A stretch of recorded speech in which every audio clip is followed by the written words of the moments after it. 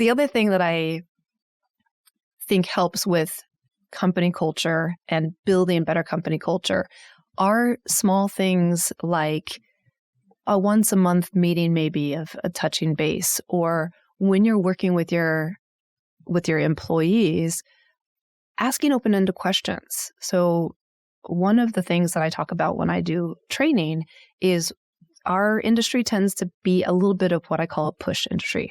And actually I call it that, but it's not like I created it. I've learned this from management books. And so a push industry is where you take information and you funnel it yourself and then you push it on to those below you. It tends to be people below you. And what this ends up doing is creating a culture of people who are less likely to take responsibility for things because the information that they have is already pre-funneled, right? So if I don't have that information, it's no longer my responsibility. That I don't know comes up a lot, or, well, I don't know, somebody told me this or somebody told me that. And that can create a lot of strife. And that kind of culture is something that if you asked anybody, they would say they don't want, but is what is traditionally created. So to do a more open culture, we call it a pull society or a pull kind of information. And one of the great things about our software, did you see that dig there?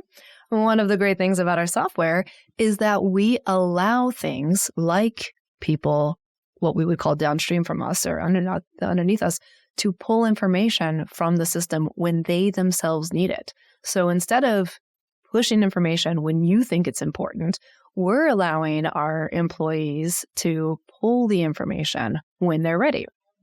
To give you a perfect example, I have a team in production. Maybe they're working on a project. They're creating the world's most beautiful channel letter that's ever been seen. And a manager or a project manager or a salesperson has something that they want to tell that person about a completely different project. So you've interrupted them on what they're doing. You've pushed information on them that they are not ready for. And then the expectation is that they have absorbed that information and are somehow going to action it. When I explain it like this, you guys are all thinking to yourself, well, that's obviously not going to work. And my response is, of course it doesn't work.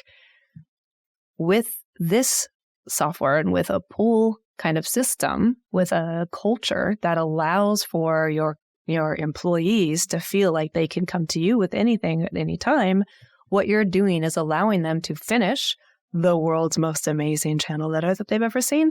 And then when they're looking for something else, they can come to you and say, hey, listen, I was taking a look at this project in Square Coil, and I had a couple questions on this and this and this.